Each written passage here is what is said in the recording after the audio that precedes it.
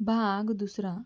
अजूनही धक्का बसलेल्या रोहिणीला काय बोलावं काही सुचेना, म्हणून ती गप्पच राहिली. मला काही विचारायचे होते, म्हणून मी तुला इथे बोलावलं आहे. गप्प बसलेल्या रोहिणीने आता बॉसकडे प्रश्नार्थक नजरेने पाहिलं.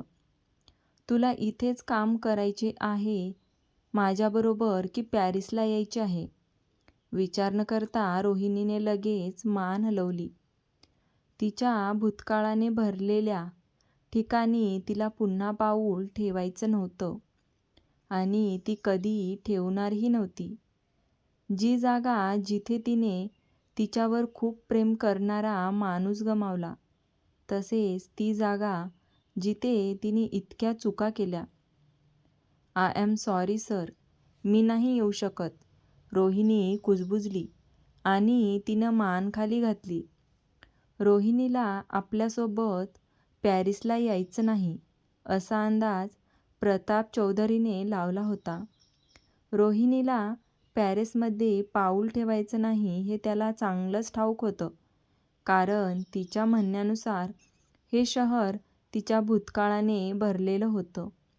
पण तरीही प्रताप चौधरीने विचारलं, कारण प्रामाणिकपणे रोहिणीला इथं एकटं सोडणे त्याला बरोबर वाटत नव्हतं.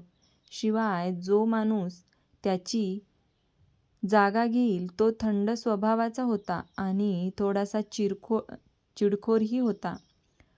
नेक्स्ट बॉस त्याचा फ्रेंड जरी असला तरीही त्याला रोहिणीचीच काळजी होती, कारण त्याच्या मित्राला लहान मुले आवडत नव्हती. त्या दरम्यान रावी नेहमी रोहिणीसोबत इथे येत असायची आणि रावीला कोणताही त्रास व्हावं असं त्याला कधीच वाटत नव्हतं, कारण तो तिला आपली स्वतःची मुलगी मानत होता. ठीक आहे रोहिणी, मला माहीत आहे तू करू शकत नाहीस. रोहिणी अजूनही बोटे एकमेकात गुंतून बसली होती. मिस्टर प्रताप चौधरी यांची सेक्रेटरी म्हणून जवळजवळ 3 वर्ष काम केल्यानंतर आता तिला अजून एका नवीन व्यक्तीची सेक्रेटरी म्हणून काम करण्याची थोडी भीतीच वाटत होती. रोहिणीला भीती होती की कंपनीचा मालक चांगला माणूस नसेल तर, आणि तो तिच्याशी ठीक वागला नाही तर. जसं तिने प्रताप चौधरीबरोबर काम करण्यापूर्वी जे घडलं होतं तसं काही झालं तर. सर, या कंपनीचा मालक जेंट्स आहेत की लेडीज आहे? रोहिणीने विचारलं. रोहिणी जी भीती अनुभवत होती हे प्रताप चौधरीला माहीत होतं. तो तिच्याकडे पाहून हसला. काळजी करू नकोस, या कंपनीचा मालक पुरुष असला तरी तो मॅरिड आहे आणि तुला त्रास देणार नाही याची मी हमी देतो.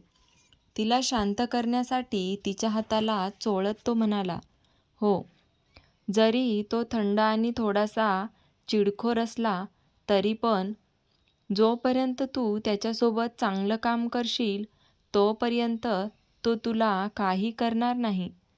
सुरुवातीला सुटकेचा निश्वास सोडणारी रोहिणी आता कंपनीचा मालक थंड आणि चिडखोर माणूस आहे हे ऐकून ती पुन्हा घाबरली.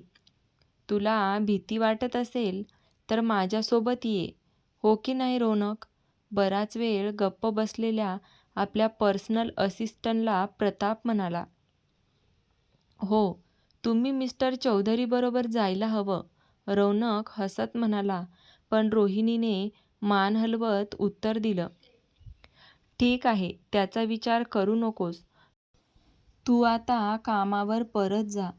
मलाही बाहेर मीटिंगसाठी जायचे आहे. प्रताप चौधरी त्यांच्या मनगटावरील घड्याळाकडे बघत म्हणाले. रोहिणी कंपनीच्या मालकाबद्दल प्रश्नांनी भरलेल्या विचारात तिच्या डेस्ककडे गेली. जो मिस्टर चौधरीच्या जागी तिचा बॉस असेल त्या माणसाचे नाव काय आहे आणि माणूस कसा असेल याचा तिला अंदाज नव्हता. काय झालं?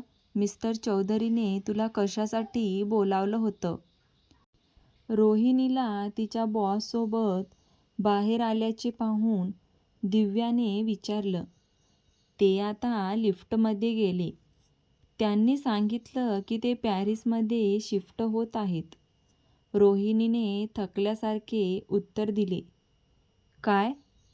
मिस्टर चौधरी पॅरिसला जाणार आहेत? दिव्याने आश्चर्यचकित होऊन विचारलं. आणि रोहिणीने लगेच तिचं तोंड झाकलं, जेणेकरून तिच्या मैत्रिणीचे शब्द इतर कोणी ऐकू नयेत. ओरडू नको. रोहिणीने आपण ऑफिसमध्ये आहोत म्हणून आठवण करून दिली, ज्याला दिव्याने मान हलवून प्रतिसाद दिला. म्हणजे आपल्याला नवीन बॉस मिळेल? दिव्याने उत्साहाने विचारलं, कारण तिला आशा होती की त्यांचा नवीन बॉस प्रतापसारखा हँडसम माणूस असेल, जेणेकरून ते काम करण्यास उत्साही होतील. रोहिणीने मान हलवली. जास्त अपेक्षा ठेवू नको, कारण मिस्टर चौधरी म्हणाले की आपला नवीन बॉस सिंगल नाही. ती म्हणाली, कारण तिला माहीत होतं की तिची मैत्रीण दिव्या काय विचार करत आहे ते. बरं, दिव्याने उत्साहाने उसासा टाकला. असं असू शकतं की आपला नवीन बॉस म्हातारा आणि टकला असेल, ती हसत म्हणाली. दिव्याने वर्णन केल्याप्रमाणे कंपनीच्या नवीन मालकाच्या चेहऱ्याची कल्पना करून रोहिणीही हसली. अरे, तुम्ही दोघी, तुम्हाला कामासाठी पैसे दिले जातात, गप्पांसाठी नाही, हिमेश उपहासाने म्हणाला. यामुळे रोहिणी आणि दिव्या लगेच गप्प बसल्या आणि आपापल्या डेस्कवर जाऊन बसल्या.